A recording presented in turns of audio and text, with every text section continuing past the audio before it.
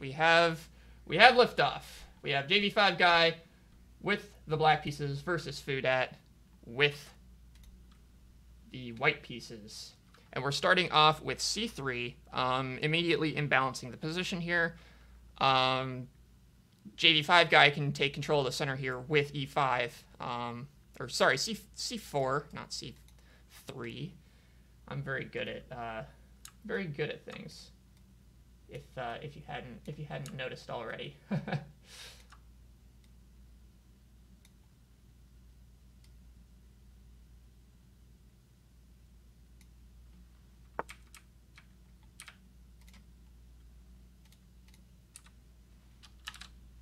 All right, so we are starting with E5 for JV5 guy, and we get E4 from FuuuDat.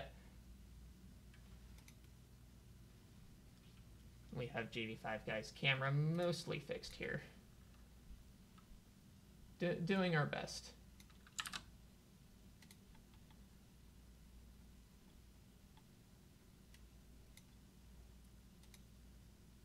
There we go. So slow game to start. JV5 guy's already used up a minute. He brings out his bishop.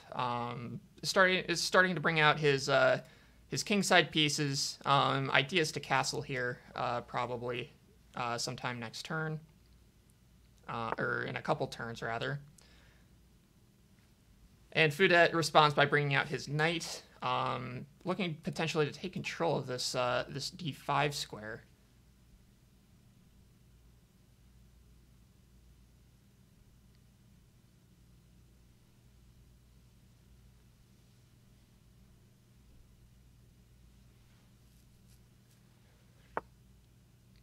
And JV5 guy brings his bishop back for some reason. Not really sure why. That was a fine position for the bishop, I think, and this also screws up his kingside development here. I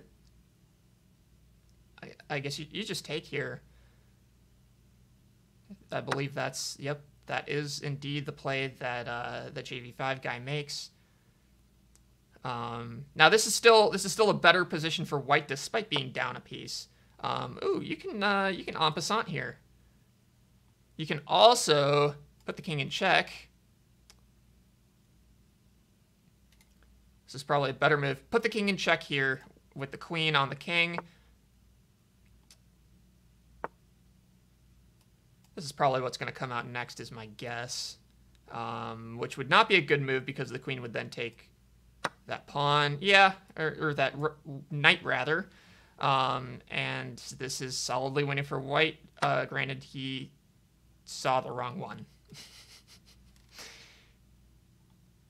Should bring the queen out here. Actually, no, don't bring the queen out here. D6 actually. Get this bishop to protect this knight is probably the best play in this situation.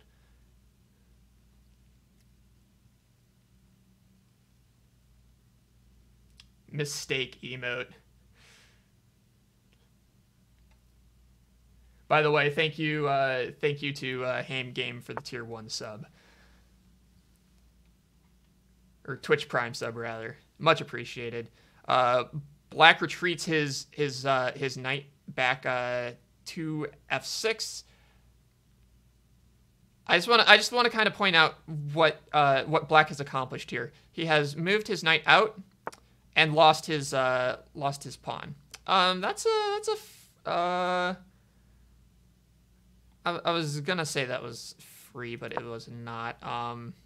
Just looking back at this position, bishop could just check on b4 here, putting the king into a kind of potentially ugly position because neither of these pawns can block. So the queen would have to block, or the king would have to move, which would ruin the castle. And blocking with the queen would absolutely not be recommended because then you just trade off the queen there. You trade the bishop for the queen. Black comes out playing knight to c6, starting to get a little bit of development, provided that he doesn't drop it back here.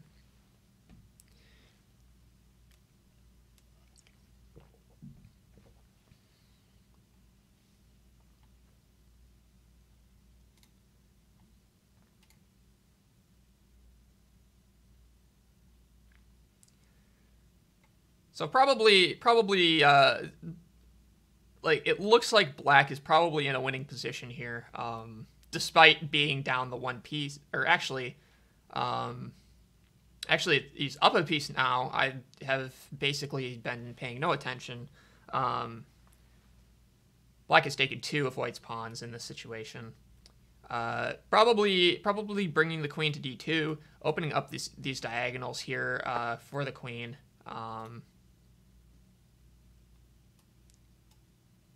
That's a free pawn as well. Or again, you can go bishop to b4, check, force the king to move. And he does take the pawn here with the knight, putting white in a little bit of a precarious spot. Now you can think about maybe fianchettoing the bishop here, attack both of the knights. Probably would then just drop the knight back. And then if this would just be a straight trade in this situation. For those unaware of, oh, wait, that would just be a straight trade. Queen h4 check, forks the king and the bishop.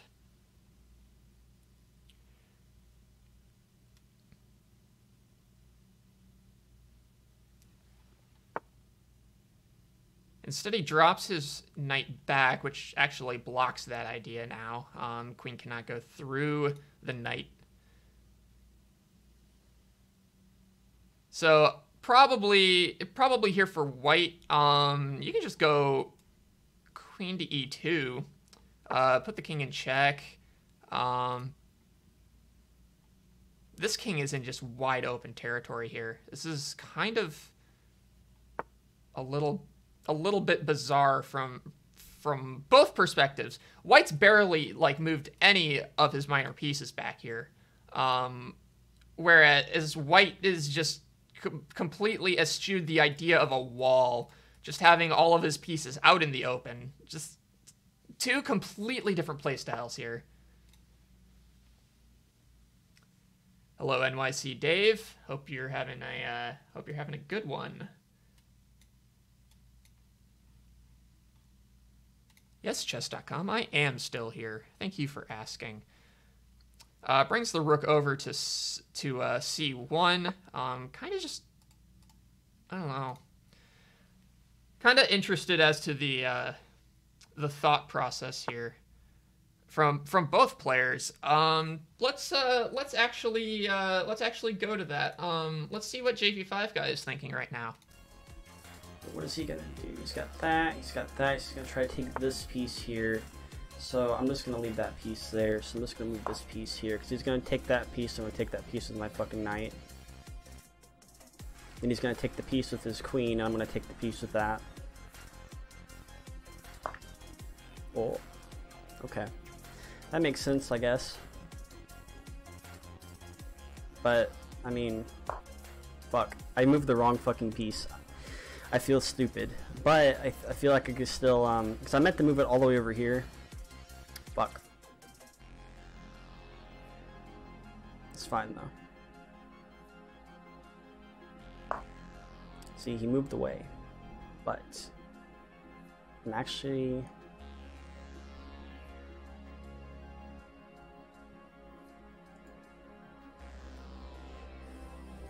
I think it would be fair assumption to just... because he's backpedaling. If I do that, well, let's see, do this, and this. They can move in probably L's or some shit, but I want pieces. I want good pieces that are good. I don't think he can do anything about this. That there. I'll take that chance, I guess. So we got a little bit of an idea of what JV5 guy was thinking here. It's actually good that he going back to this move. It's actually good that he didn't take here, because that would have been blundering his that would have actually blundered his rook to the queen straight up. as you can see there. But going back ahead to our current position, we have the bishop now pinning the knight to the king here. And the king moves away. Now you can think about maybe starting to mount an attack. D5, you know, you can think about trading off some pieces here. Rook can come over to F5, pin this bishop to the king now. You know, there are some plays. And the bishop can just straight up trade here is also an option. Instead, he pushes the pawn to d6, which does not start off that that trade proposal.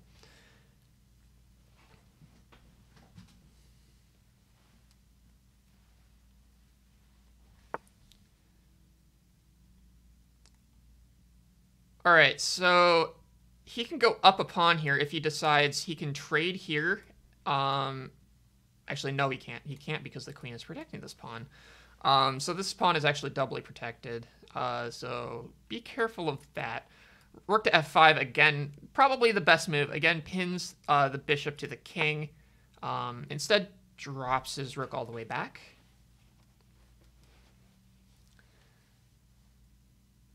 I don't think he really needed to do that. He was in a safe position with his rook where it was. You know, that diagonal was being defended pretty well there by the bishop. You know, I kind of wonder a little bit as to what the thought process was behind dropping that rook all the way back. White gets its other knight into the fray. FuuuDat playing f3 with his knight. You know, he has some ideas of maybe bringing that in. And now d5 is winning here. d5 wins one of these pieces.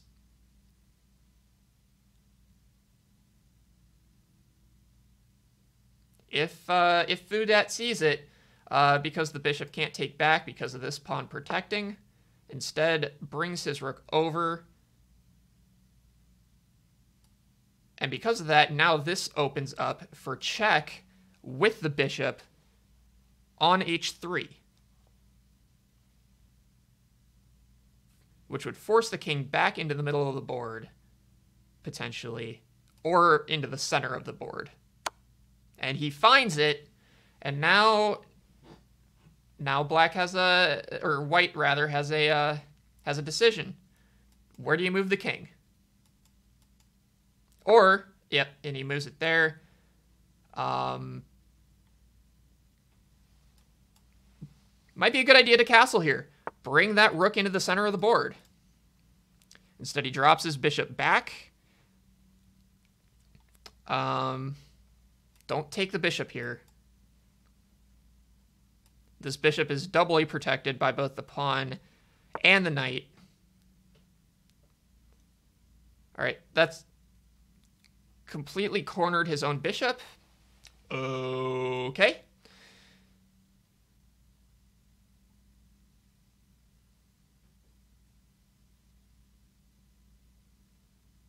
And now, again, you can bring the queen to e7, or you can move...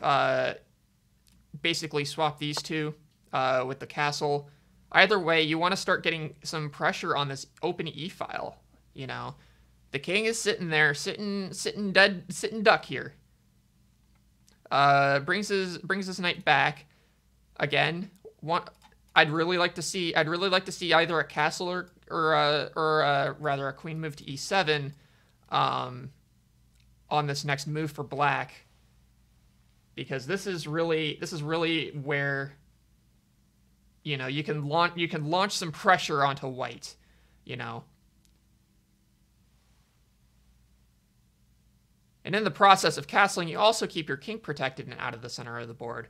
White can no longer castle. Both of his rooks have moved.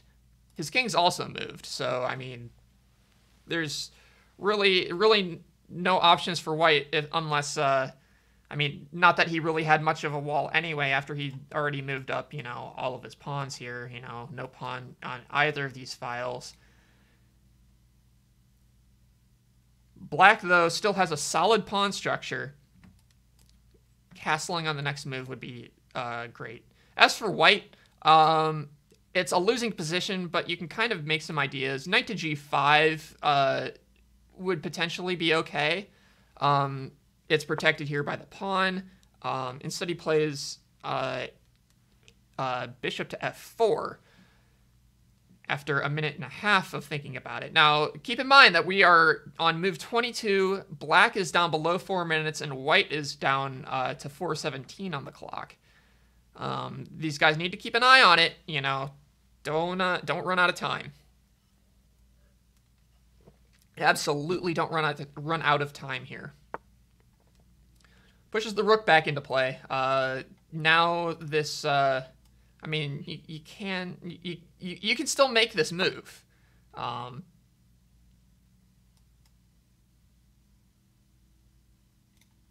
That's an option. That's an option. That's an option. Like, okay, so he does bring the bishop over. I could see this happening, and then, okay.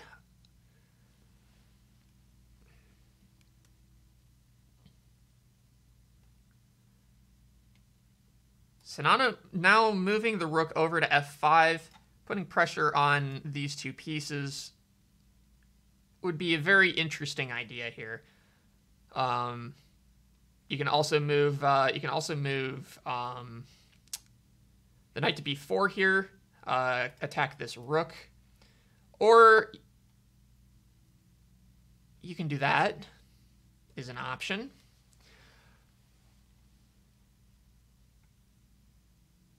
So now again, knight to g5 is a great option here. Now the rook can't even think about coming over here to potentially trade off. This is, and also what this does is this blocks in your bishop. Your bishop now can't really move too much. Almost useless in some ways.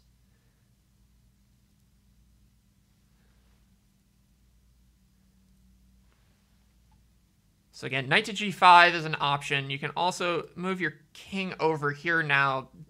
Like this would be check, but then you just kind of...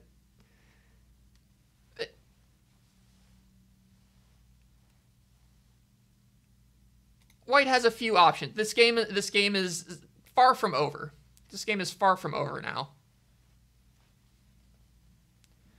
But keep in mind the clock. This is move 25 for white. Down at 3 minutes for FuuuDat. Down at 2:57 for JV5 guy. This, this could come down. This could come down to a blitz ending. Bullet ending, rather. We're already into blitz territory a little bit. Moves his rook over to d2. And now castling puts this rook on this square and starts opening up this file. You can also think about bringing the bishop back here to b4. But in any case, you need to start thinking about making your moves a little quicker. JV5 guy now approaching 2:30 on the clock. So many pieces are still on the board. Like, we are looking at potential draw territory even if this was a longer game. To keep in mind stalemate rules. Stalemate happens when one player has no legal moves, and a draw can happen if one player runs out of time. And the other player has insufficient material to mate. All right, so he does finally go knight to g5 here. But now bishop takes on c3 is a free take. He doesn't take it.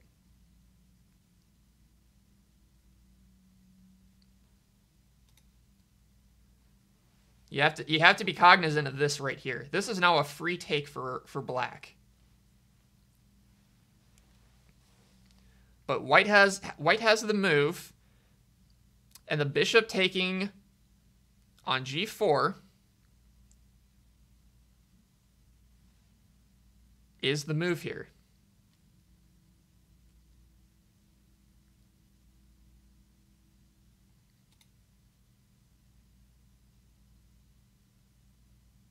Or taking the, wait, what am I looking at here? What's this line?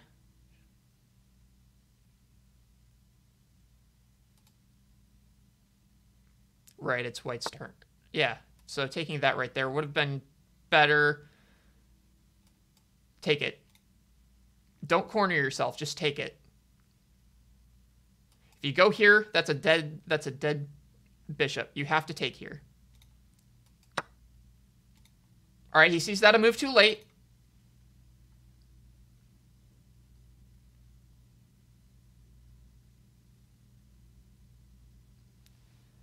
Now, king should move away. F2, F1. Black is still winning here. Keep this in mind. Black is solidly winning here.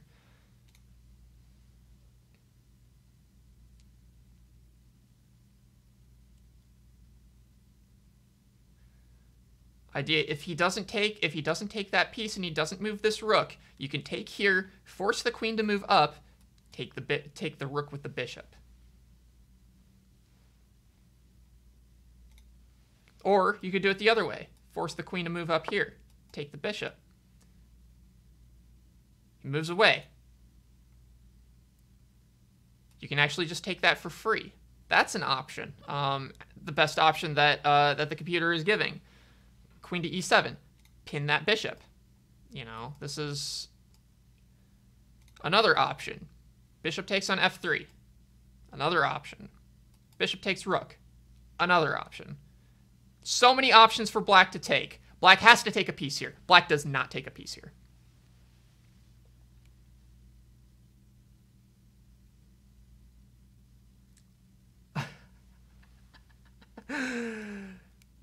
FuuuDat is down to 40 seconds on the clock. Moves his queen. Bishop take the rook. Bishop take the rook. Bishop doesn't take the rook. All right. You got to move, white. You got to make moves. You're down to 35 seconds. Oh, no, you just blundered your queen, dude. You blundered your queen. No, dude. Ah, FuuuDat, why? FuuuDat, why? And now black is completely winning.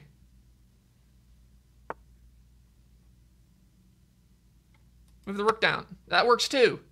Continuing to pin this rook to the king. If you move the king away, he takes the rook for free. This is still a positive trade for black here. I would say just take it next turn. Yeah, take it. Take that. Like, take this. You have so many options here. Oh, lose your queen here. Actually, no, you can't. You can't because the knight is pinned. Keep this play in mind, though. Keep this potential play in mind. Queen taking the rook if it's left open. Pushing the king this way. Queen take rook. Beautiful play. This is a mate in 2. King is forced to f1. Bishop h3 check.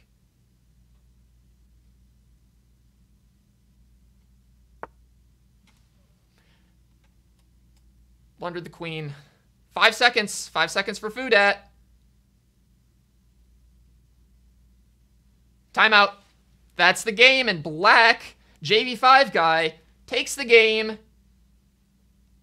FuuuDat times out a second time and is eliminated from the tournament. Wow. What a game, folks. What a game.